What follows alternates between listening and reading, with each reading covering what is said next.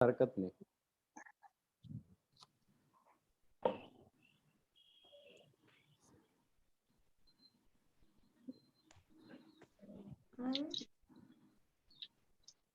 Meeting record continue करू का?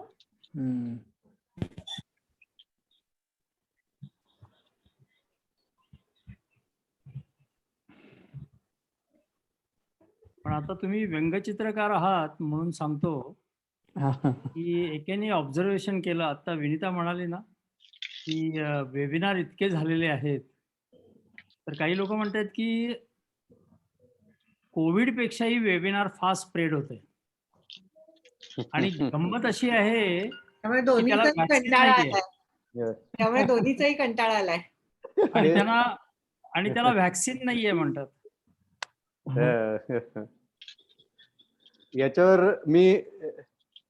याच्यावर एक चिंटू केला होता मागच्या लॉकडाऊनच्या वेळे की चिंटू पप्पांना म्हणते, म्हणजे सोफा दाखवलाय आणि सोफ्यावर एका जागी असे घट्टे पडलेत आणि असा पूर्ण आत गेलेला आहे. चिंटू म्हणते, पप्पा पुढचा वेबिनार जरा वेगळ्या जागी बसून करा. तर लगेच हे पण सुचले जातात त्याच्यावर व्यंगचित्र.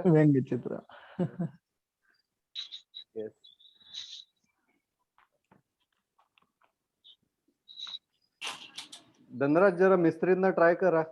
हो मी केला आता, पण नसेल हे होत तर मला असं वाटतं तरी चालू आपण करूया सुरू आपण. करूया. अगदी हो, चालू करूया आपण. काहीच नाही. Atharva, yes ma'am. सुरू करून टाक तूच आता. ओके.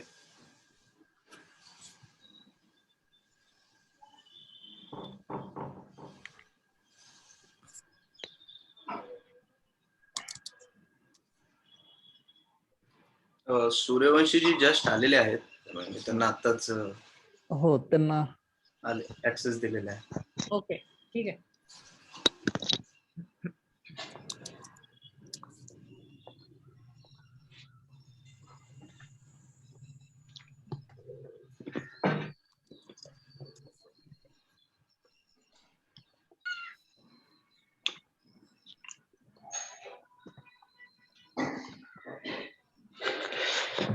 नमस्कार सर.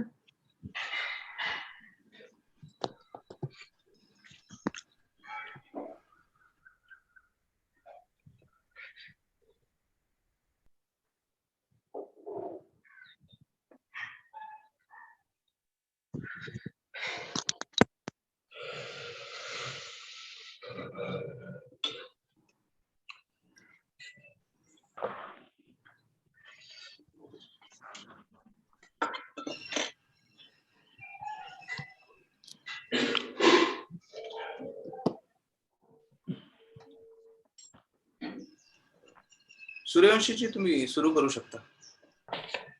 अच्छा.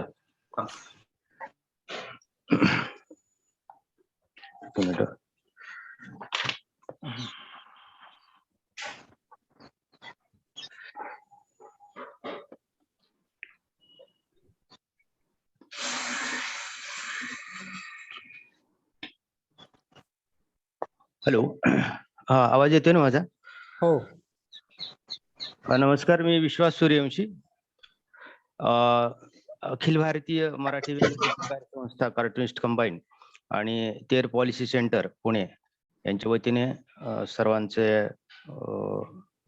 नमस्कार. सर्वांचं स्वागत आजच्या या कार्यक्रमामध्ये. पर्यावरण दिनाच्या निमित्ताने तेर पॉलिसी सेंटरच्या सहकार्याने आपण हा व्यंगचित्रांची स्पर्धा घेतलेली होती आणि आज त्याचा अवॉर्ड सेरेमनीचा कार्यक्रम आपण आज इथं आयोजित केलेला आहे.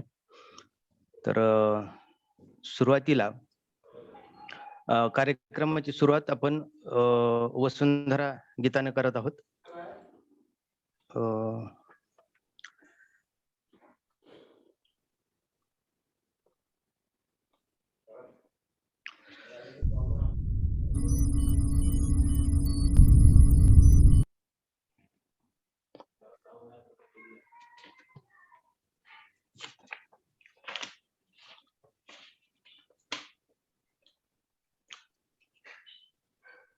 हॅलो.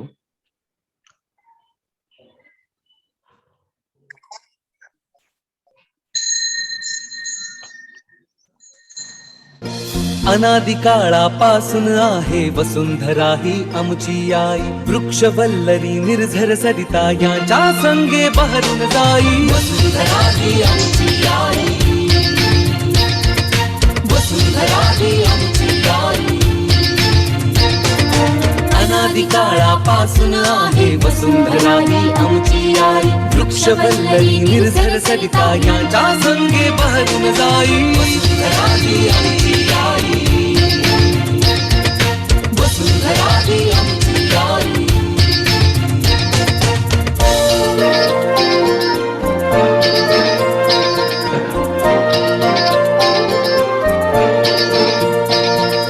आनंदाने बागडताना करती जरी ही जखमा तिजला. परंतु कधीही राग ना करी अंत नसे होत जमायेला. सुखिया हो वो मानव जाती हीच भावना तिची या हृदयी. वसुंधरा ही आमची आई. वसुंधरा ही आमची आई.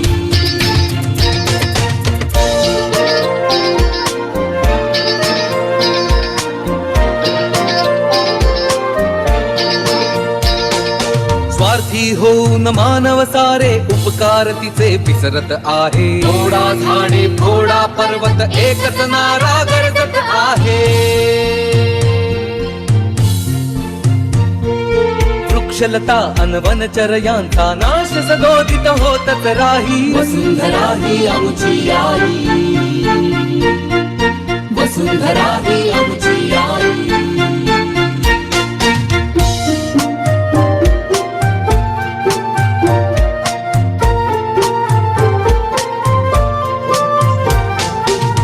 वाचवू सारे वसुंधरा ही प्रयत्न आटोकाट करूनी. वाचवू सारे वसुंधरा ही प्रयत्न आटोकाट करूनी. झाडे लावा झाडे जगवा ध्यास एकला असो जीवनी. झाडे लावा झाडे जगवा ध्यास एकला असो जीवनी. जलाशयांचे टाळू प्रदूषण जतन करू अवघी हिरवाई. वसुंधरा ही आमची आई.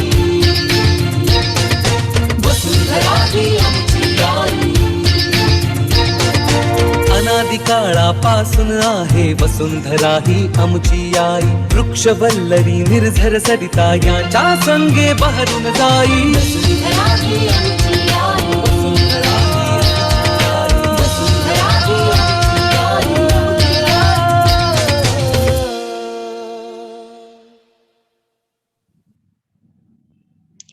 धन्यवाद. आता मी डॉक्टर विनेता आपटे यांना विनंती करतो त्या 2 शब्द बोलतील या स्पर्धेच्या निमित्तानं. नमस्कार सर्वांचं या कार्यक्रमामध्ये मनपूर्वक स्वागत. आणि ज्यांना व्यंगचित्र स्पर्धेमध्ये बक्षीस मिळालं आहे त्यांचं मनपूर्वक अभिनंदन. आपण ही स्पर्धा सुंदरलाल बहुगुणा यांच्या स्मृतीप्रित्यर्थ घेतो आहोत. आणि मला एक गोष्ट सांगायची आहे की काही वर्षांपूर्वी म्हणजे साधारण 2005 साली सुंदरलाल बहुगुणाजी पुण्यामध्ये आले होते. आणि त्यावेळेला आमच्या अनौपचारिक गप्पांमध्ये आम्ही बोलत होतो, बऱ्याच गोष्टी बोलत होतो तेव्हा पर्यावरण विषयी किंवा झाडं लावण्याविषयी.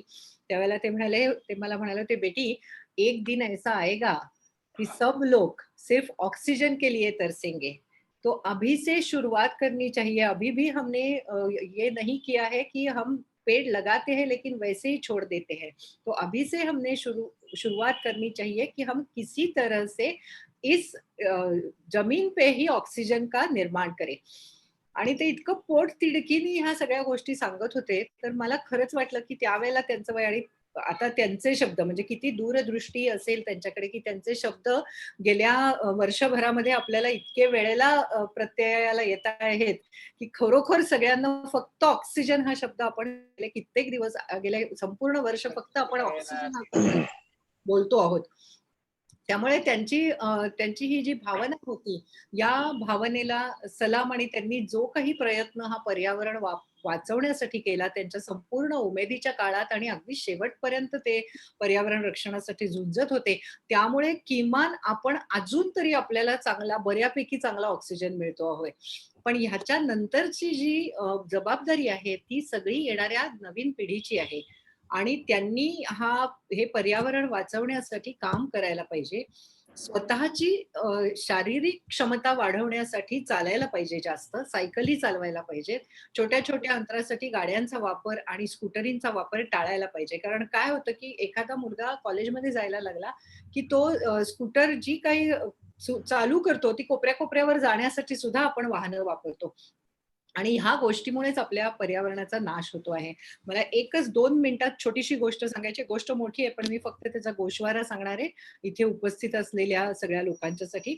फायकस नावाची कादंबरी मी एकदा वाचली होती आणि त्याच्यामध्ये एक असा प्रसंग आहे, म्हणजे ती कादंबरी एका इंजिनिअरच्या जीवनावरती आणि झाडांवरती आहे. तो एक इंजिनिअर एका ठिकाणी कामाला जातो आणि तिथे मायनिंग म्हणजे एक धरण बांधायचं असतं आणि मधून सगळा रस्ता खोदून, म्हणजे डोंगराच्या मधून रस्ता खोदून पलीकडे पाणी नेण्याची आणि ह्याची व्यवस्था करणार असतात ते. तेव्हा तो पोटतिडकीने तिथल्या लोकांना सांगत असतो, की हे जंगल आपण नष्ट करता कामा नये. पण ते लोकं ऐकत नाहीत आणि ह्याला नोकरी करणं भाग असतं. त्यामुळे तो जसे वरिष्ठ सांगतील तसं ऐकायला लागतो आणि ते जंगल हळू-हळू कापलं जायला लागतं. मग एका संध्याकाळी त्याला असं वाटायला लागतं, की कोणीतरी आपल्याशी बोलतंय आणि तो हे प्रत्येक वेळेला लोकांना पटवून देत असतो, की मला काहीतरी गलका ऐकायला येतो, मला काहीतरी होतं. तर ती लोकं त्याचं ऐकत नाहीत. त्याला कामावरनं काढून टाकतात, त्याला वेडा ठरवतात आणि त्यानंतरच्या आठवड्यानंतर मात्र प्रत्येक एका मजुराचा मृत्यू त्या झाडावर होतो, तिथल्या उरलेल्या झाडांवरती आणि मग तिथल्या वरिष्ठांना विचार करायला लागतो, की काहीतरी हा माणूस सांगतोय त्याच्यात तथ्य आहे. तर ती सगळी झाडं जी असतात, ती त्याच्याशी बोलत असतात आणि त्याला असं सांगत असतात, की तुम्ही आम्हाला जरी कापलत तरी आमची मुळं एकमेकांच्या इतकी रुजलेली आहेत आणि आम्ही एकमेकांमध्ये इतके सामील झालेलो आहोत, की आम्ही तुमची जात कधीही नष्ट करू शकतो. त्यामुळे तुम्ही आम्हाला कापू नका. तर अशी वेळ आपल्यावरती यायला नाही पाहिजे. आपणही आपला सगळ्यांचा सहभाग एकत्र देऊन आपणही एकमेकांशी जोडलेले आहोत आणि आपण पर्यावरणाचं रक्षण करणार आहोत. हे आपल्याला आपल्या कृतीतनं दाखवून द्यायचं आहे. एवढंच मी बोलते. आजच्या या व्यंगचित्राच्या स्पर्धेसाठी धनराज गरड यांनी आम्हाला खूप मदत केली. मुख्य म्हणजे त्यांचीच ही कल्पना होती. त्याबद्दल मला त्यांचं अभिनंदन आणि कौतुक करावंसं वाटतं. चारुहास पंडित माझे अनेक वर्षापूर्वीपासूनच्या ओळखीचे आहेत. चिंटूमुळे अर्थातच ते सर्व घराघरात परिचित आहेत. पण त्यांनी याचं परीक्षण केलं. सूर्यवंशी साहेब या कार्यक्रमामध्ये सामील झाले. याबद्दल मी त्यांचे खरंच आभार फक्त मानून संपवत नाही. फक्त एवढंच सांगते, की आपण ही स्पर्धा दरवर्षी चालू ठेवायची आहे. कारण तेरचा कुठलाही कार्यक्रम हा आम्ही एकदा करून संपवत नाही. तर तो कंटिन्युअस प्रोसेसमध्ये चालू असतो. तर आपण असेच एकत्र राहूया आणि पर्यावरणासाठी चांगलं काम करूया. धन्यवाद. Thank you madam. खूप छान तुम्ही माहिती सांगितलीत बहुगुणा सरांच्या विषयी, की ते किती पुढचा विचार करून त्यांनी सांगितलं होतं, की झाडं लावणं ऑक्सिजन साठी किती गरजेचं आहे आणि ती परिस्थिती किती लवकर आपल्या समोर आलेली आहे. कार्टुनिस्ट कंबाईन ही जी आमची व्यंगचित्रकारांची अखिल भारतीय मराठी व्यंगचित्रकारांची संस्था आहे, ही नेहमीच अशा उपक्रमांना सहकार्य करत असते. आणि जसं तुम्ही म्हणालात, की हा कार्यक्रम आपण आता दरवर्षी घेणार आहोत, ते ऐकून तर आम्हाला खूपच आनंद झाला आणि आम्ही नेहमीच तुम्हाला यासाठी सहकार्य करू. मी आता चारुहास सरांना विनंती करतो, ते 2 शब्द बोलतील. चारुहास सर कार्टुनिस्ट कंबाईनचे माजी अध्यक्ष आहेत आणि चिंटू कॉमिक्स हे मराठीतलं आणि मला वाटतं भारतातलं सुद्धा एक अशा प्रकारचं लहान मुलांच्या वरती तयार केलेलं एक आगळं वेगळं कॉमिक्स आहे, एकमेव कॉमिक्स आहे. आणि असे हे चारुहास पंडित आज आपल्याला मार्गदर्शन करतील. सर. नमस्कार. सर्वप्रथम सर्वांचेच आभार मानतो, की एका चांगल्या गोष्टीसाठी, वसुंधरेसाठी आपण एकत्र आलो आणि खूप चांगला कार्यक्रम केला. कार्टुनिस्ट कंबाईन तर्फे गेले अनेक वर्ष या विषयावर वेगवेगळ्या वेळी कार्यक्रम झालेले आहेत. विश्वासनेच पूर्वी लायन क्लब बरोबर एक केलेला होता. त्याच्यानंतर पूर्वी जेव्हा वसुंधरा फेस्टिवल होता, त्या फेस्टिवलमध्ये सुद्धा व्यंगचित्रकारांनी विविध व्यंगचित्र या एन्व्हायरमेंटसाठी वाचवण्याचा संदेश देणारी अशी दिलेली होती. मार्मिक टीका टिप्पणी त्याच्यावर केलेली होती. आणि ह्यावेळेस सुद्धा 100 पेक्षा जास्त इतकी व्यंगचित्र आली आणि प्रत्येक व्यंगचित्र अतिशय सुंदर होतं. आणि जे पहिले 3 जण आलेले आहेत त्यांचे तर म्हणजे बक्षीस पात्र जे आहेत त्यांचं मी अभिनंदन करतोच. पण सर्वच ज्यांनी सहभागी झालेले व्यंगचित्रकार आहेत त्यांचं खूप जास्त अभिनंदन करतो. कारण ही कॉम्पिटिशन त्यांनी खूप टफ केली आणि पुढच्या वर्षीच्या कॉम्पिटिशनसाठी एक बेंचमार्क वर नेऊन ठेवलेला आहे. आणि माझ्या खात्री आहे की आपली अशीच दरवर्षी चालू राहिली कॉम्पिटिशन तर प्रत्येक वर्षी आपण अधिकाधिक प्रगल्भ, अधिकाधिक चांगली, अधिकाधिक आशयपूर्ण अशी व्यंगचित्र देऊ. कारण मला वाटतं विश्वास वगैरेलाही माहिती असेल की पहिले 3 नंबर काढण्यासाठी जवळजवळ 30 चित्र अशी होती की जी पहिल्या 3त येऊ शकतील. त्यामुळे पहिले 3 नंबर काढणं किती अवघड होतं हे अवघड होतं. आपल्यालाच माहिती आहे. आणि परीक्षकांच्या दृष्टीने हा खूप अवघड भाग असतो की आपण एकाला निवडून दुसऱ्यावर अन्याय करतो अशी एक कायम भावना असते त्यांच्या मनात जेव्हा अशी कॉम्पिटिशन असते तेव्हा. तर सगळ्यांचंच मी अभिनंदन करतो आणि या पहिल्या पारितोषिक विजेत्यांचं विशेष अभिनंदन करतो. आणि फक्त उक्तीत नाही तर कृतीतही आपण पर्यावरण वाचवण्याचा संदेश अंमलात आणू या दृष्टीने आपण प्रयत्न करू. आणि कार्टुनिस्ट कंबाईन त्या दृष्टीने कोणालाही काही मदत लागणार असेल तर नक्की करेल. पुन्हा एकदा सर्वांचे आभार. धन्यवाद. धन्यवाद सर. कार्टुनिस्ट कंबाईनच्या वतीनं हे होते चारुहास पंडित. आणि आता आपण पुढचा कार्यक्रम हे करूयात. ई बुकचं आता आपण उद्घाटन करणार आहोत. मी डॉक्टर राजेंद्र शेंडे, चेअरमन पेअर पॉलिसी सेंटर यांना विनंती करतो की त्यांनी ह्या ई बुकचं उद्घाटन करावं, प्रकाशन करावं.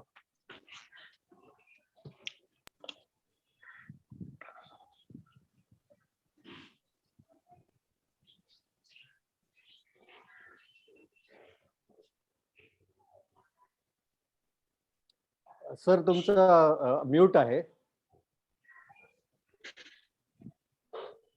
वा वा.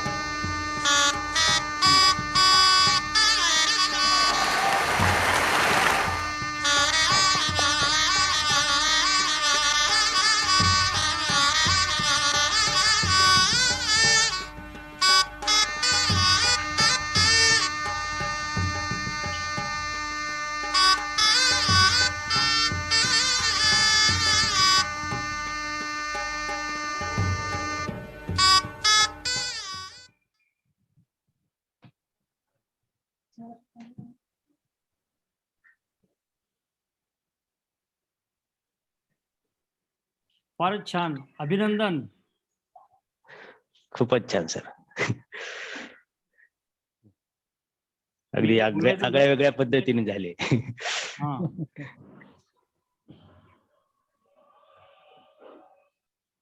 बोला सर. आम्ही बोलायचंय का याच्याबद्दल? हो हो हो सर. Okay okay. नो, किती चांगल्या गोष्टी घडत आहेत या समारंभामध्ये. आज वर्ल्ड एन्व्हायरमेंट डे आहे, जागतिक पर्यावरण दिन. सगळ्यांचं, चित्रकारांचं, नंतर इथे जमलेले कुणी पॅशनेट, पर्यावरणाबद्दल पॅशनेट असलेल्या लोकांचं वर्ल्ड एन्व्हायरमेंट डे साठी माझ्या शुभेच्छा. तुम्ही सगळेच जण या पर्यावरणाबद्दल जे काही व्यंग दाखवता ते बघून मला आता असं वाटायला लागलंय की एकंदरच जगामध्ये पर्यावरणाची जी काही मुवमेंट चालू आहे तेच एक व्यंगचित्र आहे. कारण आपण सगळे खूप बोलतो, आम्ही आमची संस्था झाडं पण लावते, लोकांना जागरूक करते. तुम्ही तुमच्या व्यंगचित्रातून अशी जागरूकता तुम्ही समाजामध्ये पैदा करता. पण त्यामुळे आपल्याला काही वेगळेपणा असा झालेला आहे असं दिसत नाही. कारण हे जे प्रयोग आहेत, हे प्रयोग अतिशय छोट्या प्रमाणात राहिलेले आहेत, की जेवढं मोठं प्रचंड काम आहे पर्यावरणाचं रक्षण करण्याचं किंवा त्याला रिस्टोर करायचं, ते एवढं प्रचंड आहे की हे जे आपण दाखवतोय काही काही कामं छोटी छोटी, ती अतिशय छोटी वाटतात. इतकी छोटी वाटतात की तुम्हाला प्रत्येकाला त्यातून काहीतरी व्यंग दाखवायची इच्छा निश्चित होणार असेल. आणि मला वाटते ती छोटी कामं आहेत म्हणून त्याचं महत्त्व काही कमी होत नाही. बरेच जण म्हणतात की थेंबे थेंबे तळे साचे. तसं एके दिवशी अशा छोट्या छोट्या प्रकल्पातून कदाचित आपण एक महासागर करू आणि पर्यावरणाला वाचवू. त्याची जबाबदारी आपल्या डॉक्टर विनिता आपटे जशा म्हणाल्या की सगळ्यांची आहे. ती फक्त कोणा मंत्र्याची नाही आहे किंवा कुठल्या गव्हर्नमेंटची नाही आहे किंवा कुठल्याही पॉलिसी मेकरची नाही आहे. ती आपल्या सगळ्यांचीच आहे. कालच युनायटेड नेशन्स एन्व्हायरमेंट प्रोग्राम, म्हणजे युनायटेड नेशन्सची पर्यावरण संस्था, त्यांनी एक रिपोर्ट रिलीज केलेला आहे. त्या रिपोर्टमधून जे काही संदेश आपल्याला मिळत आहेत, त्या प्रत्येक संदेशामध्ये मला थोडंसं व्यंग दिसतं. मी त्या संस्थेमध्ये काम केलेलं आहे आणि पदोपदी जेव्हा संध्याकाळी मी घरी जायचो तेव्हा जे काही काम होत आहे त्यातलं व्यंग मला नेहमी दिसायचं.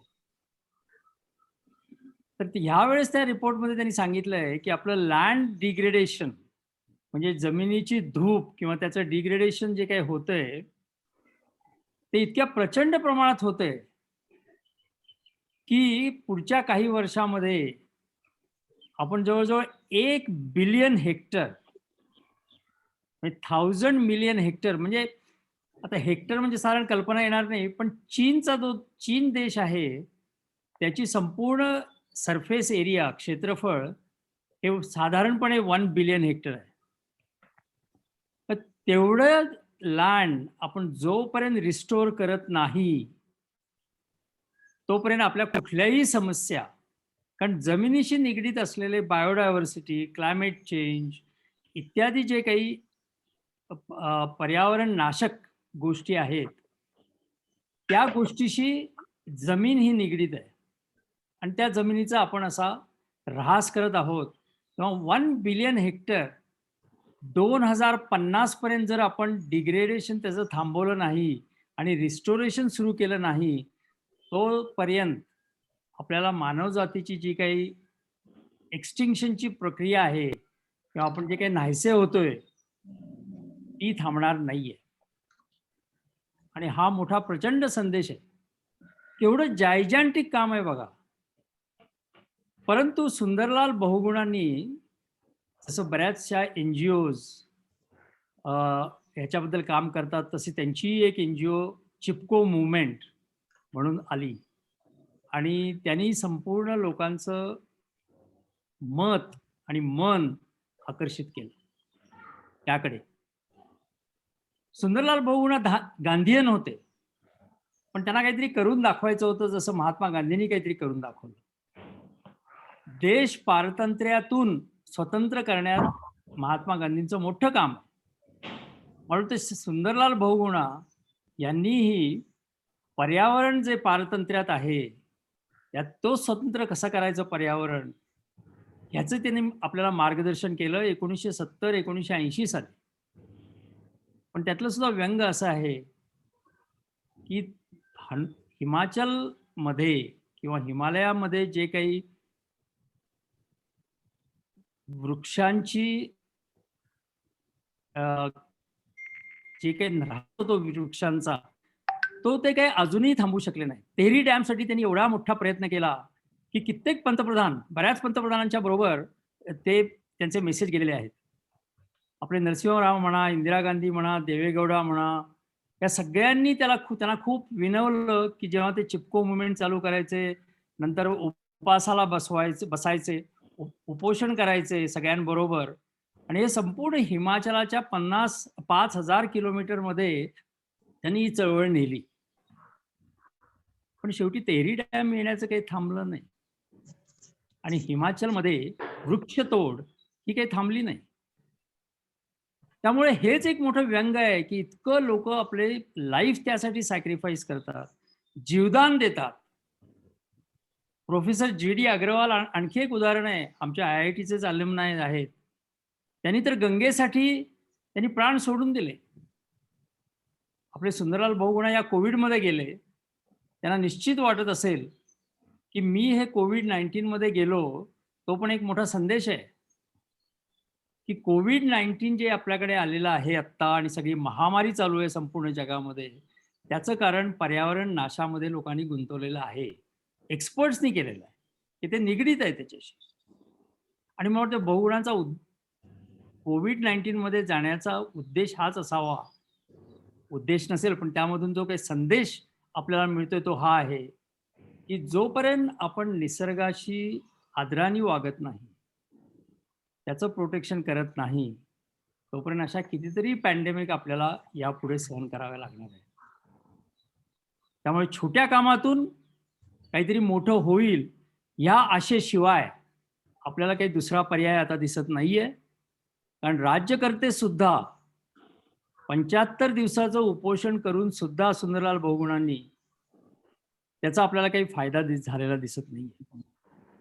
पण मला वाटते तुम्ही लोकांनी यासाठी जे व्यंगचित्राचे प्रदर्शन घडवलं त्यांच्या स्मृतीप्रित्यर्थ, आणि तेही वर्ल्ड एन्व्हायरमेंट डे 5 जूनला केलं, त्यासाठी मला तुमचं अभिनंदन करावं असं वाटतं. आणि डॉक्टर आपटे म्हणाल्या की आपण हे दरवर्षी चालू ठेवूया आणि त्याचं प्रमाण आपण वाढवत राहूया, ही एक नॅशनल मूव्हमेंट करूया. कारण व्यंगचित्रातून कितीतरी संदेश आपल्याला मिळतात आणि साधे आणि सरळ मिळतात. ती आपण प्रथा चालू ठेवूया. एवढं बोलून मी तुम्हा सगळ्यांचं अभिनंदन करतो. व्यंगचित्र स्पर्धेमध्ये ज्यांना पारितोषिक मिळालेलं आहे त्यांचं अभिनंदन करतो. धनराज गराड, चारुहास पंडित आणि आजचे अँकर यांनी ह्या प्रसंगाला आणि या कार्यक्रमासाठी खूप मदत केलेली आहे. तर त्यांचे पण धन्यवाद त्यांनाही धन्यवाद देऊन मी आपली रजा घेतो. धन्यवाद. धन्यवाद सर.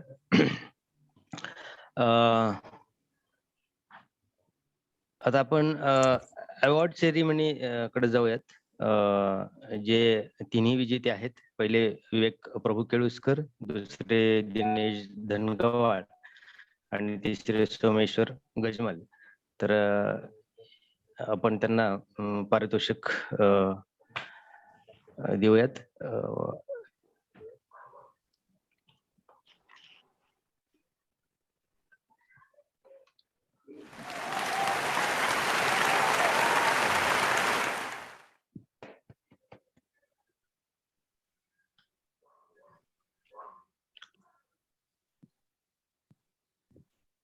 प्रथम पारितोषिक अथर्व.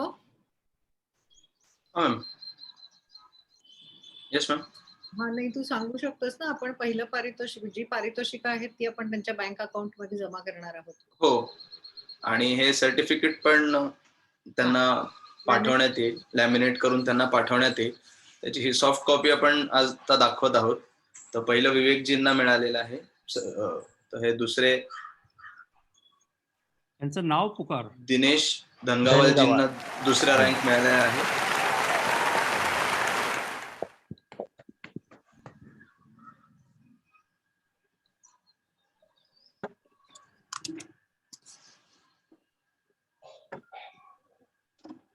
आणि ह्याचं तिसरं पारितोषिक सोमेश्वर गजमलजींना मिळालेलं आहे.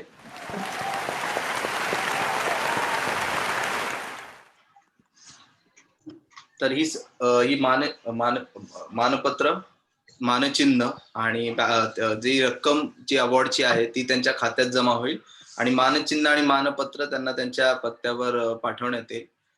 म्हणजे धनराज गरडजी त्यासाठी आम्हाला सहाय्य करणार आहेत. तर सगळ्या विजेत्यांचं तेर पॉलिसी सेंटर कडून आम्ही हार्दिक अभिनंदन करतो आणि तुम्ही असेच सगळ्यांना प्रेरित करत राहाल तुमच्या व्यंगचित्रातून, अशी आशा बाळगतो. आणि पुढच्या कार्यक्रमासाठी मी विश्वासजींना प्राचारण करतो. धन्यवाद. धन्यवाद. तिन्ही व्यंगचित्रकारांचं एकदा हार्दिक अभिनंदन. मी विवेक प्रभू केळुसकरला विनंती करतो एक त्याच्या चित्राबद्दल थोडेसे 2 शब्द बोलण्याविषयी. विवेक. धन्यवाद विश्वजी. माझा पुस्तक आहे सर्वांपर्यंत. हो हो हो. हे व्यंगचित्र सर्वात प्रथम म्हणजे व्यंगचित्र काढण्यासाठी संधी दिल्याबद्दल ते संस्था आणि आमची कार्टून्स कंबाईन संस्था दोघांचे मनपूर्वक. त्यामुळे आता ब्रश आणि हात चालू तरी राहतो, डोकं चालू तरी राहतं, अन्यथा गंज लागू शकतो. तर झालं काय की हा प्रथमचा विषय आला तेव्हा मी असा विचार केला की नॉर्मली कोरोना आणि पर्यावरण पाहायला गेलं तर तसं पाहिलं तर वेगळ्या गोष्टी मांडता येतील आपल्याला. दोन्हीचं महात्म्य पूर्णपणे वेगळं आहे, एक निगेटिव्ह आणि एक पॉझिटिव्ह आहे. त्यामुळे दोघांना एकत्र आणण्याचा हा मोठा माझ्यासाठी महत्त्वाचा विषय होता. तर मी सर्वसामान्य विचार केला की पर्यावरण हेच प्रामुख्याने धरायचं आणि पर्यावरणामध्ये म्हटल्यानंतर नुसतं झाड आणि इतर गोष्टी नाही, त्या अनुषंगाने सगळ्या गोष्टी ज्या आहेत आपल्या आसपास जे सगळ्या आहेत पर्यावरणामध्ये सामील होतं असं माझा समज आहे. तर मी सरळ आपण ऑब्झर्व करतो की कुठले जे झाड जे येतात भिंतीमध्ये उगवतं, दगडात उगवतं, ते कालांतराने दगडामध्ये घुसून दगडाला भेग पाडतं. दगडासारख्या अभेद्य गोष्टींना तोडण्याची ताकद त्या निसर्गामध्ये आहे, जे सजीवामध्ये आहे, जे स्वतः काही करत नाही, कुठलं हत्यार त्याने आणलेलं नाही, हळूहळू थेंब बाय थेंब पेनिट्रेशन करून ते मोठा दगडे तोडू शकतं. ते मी असं विचार केलं तीच संकल्पना आपल्या व्यंगचित्रात काय होणे की कोरोनाचं एवढं महामारीचं एवढं मोठं संकट आहे, जे अनेक लोक झुंजतात त्याच्यासाठी, अनेक कोरोना वॉरियर बळी सुद्धा पडलेले आहेत, एवढं मोठं महायुद्ध चाललेलं आहे, तर ते आपण निसर्गच जिंकून दाखवू शकतो. निसर्गाची आपण जर कास पकडली तर कालांतराने हळूहळू घुसून तो आपण कोरोनाला विध्वस्त करू शकतो असं मला जाणवलं. म्हणून मी चित्र अनुषंगाने तसं मांडलं आणि चित्राची मग त्यासाठी तशी शैली वेगळी माझी बदलली पूर्णपणे, की कुठे मी काळा रंग शक्यतो वापरला नाही, कारण मला पॉझिटिव्ह सांगायची होती. मी पाहाल त्या चित्रामध्ये वरचा जो भाग आहे ज्यामध्ये फ्लोरा फॉन किंवा आपण पर्णसंभार जो झाडाचा आहे तो अत्यंत ब्राईट कलर्स मध्ये दाखवलेला आहे. तसंच त्यामध्ये पाकर आहे, त्यामध्ये साप आहे, म्हणजे त्यामध्ये अंडी आहे, त्यामध्ये पक्षी आहे, जे म्हणून आसपास म्हणजे आसपास जे सजीव गोष्टी सगळ्या आहेत तर तिथे अंतर्भूत आहेत, ते ब्राईट कलर मध्ये आहे. आणि जसं मी खाली उतरतो तसं मात्र कोरोना माझा दगडासारखा घट्ट कुरूप कोरोना मात्र दिसून येतो.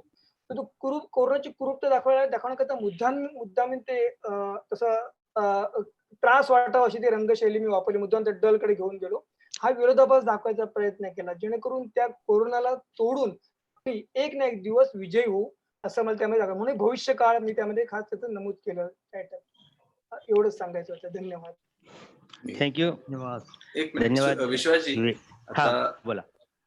विवेकजींनी त्यांचं चित्र सगळ्यांना व्यंगचित्र एक्सप्लेन केलेलं आहे, तर आपण ते दाखवू पण, म्हणजे सगळ्यांना त्याचा एक रसग्रहण करत जाईल त्याचं. जे म्हटलं ते वर पाहतो ब्ल्यू आकाश वगैरे दाखवलंय जेणेकरून तोही असं म्हणतातच भाग आहे, पक्षी उडणारे ब्ल्यू ते सगळं ब्राईट आहे. आणि खाली मध्ये डल केला, किंबहुना जे छोटे डॉट टाकलेत पाम याच्या भोवती त्या कोरोनाच्या भोवती, जसं माशा घुंगवतात ना तसं खूप ते जाणण्याकरता केलं, तरी पण त्याला जखडून ते निसर्ग माझा वाढत वर घेऊन जाणार आहे. त्यामध्ये पुनर्जीवन होणार आहे, अंडी आहे, घरट आहे, पुन्हा माझं जीवन भरणार आहे. हा भविष्य काळ म्हणून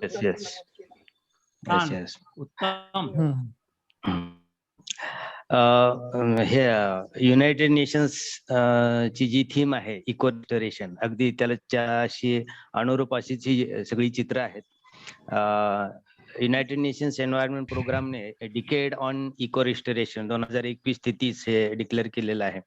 आणि हेच पारिस्थितिकीय पुनर्स्थापना, इको रिस्टोरेशन हे करण्यासाठी ही जी काही थीम त्याला अनुसरूनच आता ही सगळी तिन्ही चित्र आहेत. त्याचं महत्व, त्याचे आणि हे त्या तिन्ही चित्रामध्ये दाखवलेलं आहे. जर दुसरी दोन्ही चित्र दाखवता आली तर मी विनंती करतो. दुसऱ्या क्रमांकाचं दिनेश धनगवाळ यांचं चित्र, त्याच्यामध्ये लॉस ऑफ हॅबिटॅट जसं पक्ष्यांचं झालेलं आहे आणि ते पक्षी ते झाडाची एक कलात्मक मांडणी त्यांनी त्यांच्या चित्रामध्ये दाखवलेली आहे. त्याच्यातून हे इको रिस्टोरेशन किती महत्वाचं आहे, गरजेचं आहे हे त्यांनी दाखवलेलं आहे.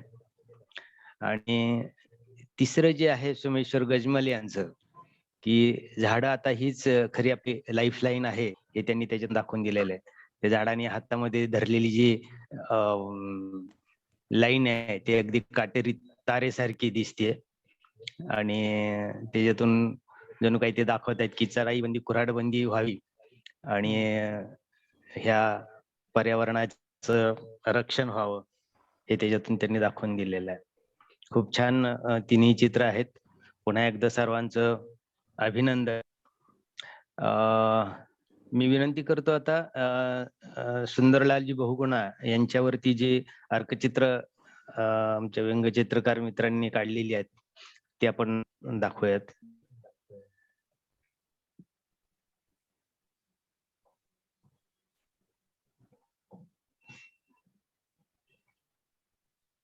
हे अमोल ठाकूर यांनी काढलेलं आहे. त्याच्यानंतर उमेश चारोळे, हे बटू बागळे यांचं आहे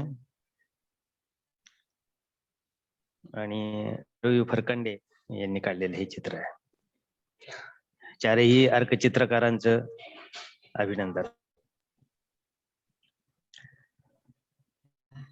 तर आपला कार्यक्रम आता समारोपाकडे आलेला आहे आणि मी विनंती करतो धनराज गरड यांना आभार प्रदर्शनासाठी, की त्यांनी सर आभार प्रदर्शन व्यक्त करा. याच्या आधी एक गोष्ट सांगायची वाटते. बोला सर. ही फार छान व्यंगचित्र आहेत आणि मला 2 गोष्टी सांगायच्या. एक म्हणजे खरंच अमेरिकेमध्ये एक प्रयोग झाला होता.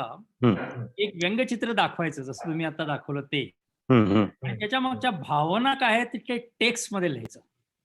बरोबर. एका पानावर लिहायचं. तर असं ठरलं की वेगवेगळ्या नंबरचे अक्षर, म्हणजे एक 100चा पॅरा, 100 अक्षरांचा शब्दांचा पॅरा, नंतर दुसरा 200, 300 आणि 600. आणि चित्र दाखवली आणि ते सामान्य लोकांना दाखवली. तर त्यातून त्यांनी निष्कर्ष असा काढला की एक व्यंगचित्र 600 शब्दांच्या पॅरेग्राफ इतकं महत्वाचं आहे. त्यांनी स्टॅटिस्टिक्स काढले. म्हणजे आता आपण इतके बोलतो, इतकं लिहितो, तर त्यातलं प्रत्येक 600 शब्दाला एक व्यंगचित्र काढलं तर मला वाटतं ते एक बरोबरी होईल. आणि मला एक RK लक्ष्मणांचं एक चित्र आठवलं हे सगळं बघून, की ते एका त्यांचा जो कॉमन मॅन होता, त्याचे नंतर पुतळे, मला वाटतं सिम्बॉयसिस मध्ये त्याचा एक पुतळा आहे कॉमन मॅनचा, आणि त्या कॉमन मॅनला एक अधिकारी घेऊन एका रूम मध्ये जातो आणि तो कॉमन मॅन म्हणजे अगदी कपडे फाटलेले आहेत, त्याचं ते चौकटी जॅकेट वगैरे घेऊन असं डोकं खाली घालून तो आतमध्ये जातो आणि ती रूम असते इस्रोची, स्पेस रिसर्च सेंटरची. आणि त्या स्पेस रिसर्च सेंटरला तो ऑफिसर म्हणतो की तुम्ही शोधता ना की जो माणूस मंगळावर जायला तयार आहे तो हा कॉमन मॅन, कारण तो पाण्याशिवाय, नंतर अन्नाशिवाय, कपड्यांशिवाय जगू शकतो कितीतरी दिवस. तर हा बघा आमचा माणूस, तुमच्या प्रोग्राम मध्ये सामील करून घ्या. इतका प्रचंड त्यातून कम्युनिकेशन आणि मेसेज एक जातो, तो अनपॅरलल आहे. एवढंच सांगायचं. Thank you sir, thank you. Dhanrajji Garad, तुम्हाला विनंती आहे, व्होट ऑफ थँक्स. नमस्कार. मी ही छोटीशी संकल्पना आपले सेंडे सरांना आणि आपटे मॅडम कडे मांडली आणि त्यांनी लगेच धरली. याबद्दल प्रथम तर त्यांचे आभार व्यक्त करतो. आणि दरवर्षी आपल्याला 5 जून हा आनंदमयरित्या व्यंगचित्रांसाठी दिवस ठरला जाईल आता इथून पुढे. आणि यासाठी माझ्यासोबत विश्वास सूर्यवंशी सरांनी, चारुहास पंडित सरांनी, आमचे अध्यक्ष संजयजी मिस्त्री आणि सर्व जे कोण 53 व्यंगचित्रकारांनी एवढा भरभरून प्रतिसाद दिला. वेळ खूप थोडा होता. आता पुढच्या वेळेस याच्यापेक्षाही कितीतरी सुंदर कलाकृती पर्यावरणाबद्दल आपल्याला पाहायला मिळते. आणि हे सगळं कोविडचं सगळं हे संपलेलं असेल आणि आपण एखाद्या मोठ्या गॅलरीमध्ये हे व्यंगचित्र प्रदर्शन करू शकू. सर्वांनी वेळ दिल्याबद्दल मी एक मनपूर्वक मिनिट गरड सर, अजून एक मला सांगायचंय. आवाज येतो हा, का बोला. माझा सगळ्यांना? हो हो, बोला बोला मॅडम. हा आजचा दिवस अजून एका गोष्टीसाठी महत्वाचा आहे की आज चारुहास सरांचा वाढदिवस आहे. अरे वा. त्यामुळे त्यांना शुभेच्छा वाढदिवसाच्या, कॉंग्रॅच्युलेशन हे आपल्या सगळ्यांकडनं आपण सांगायला पाहिजे. हो नक्की नक्की. अभिनंदन. Happy birthday sir. Happy birthday. Happy birthday. Happy birthday. Thank you. Thank you sir. Thank you. तर मला वाटतं आता आपण कार्यक्रम संपल्याचं जाहीर करावं, है ना? कोणाला काही बोलायचं असेल आणखी तर एखाद्या मिनिट. आपटे मॅडम.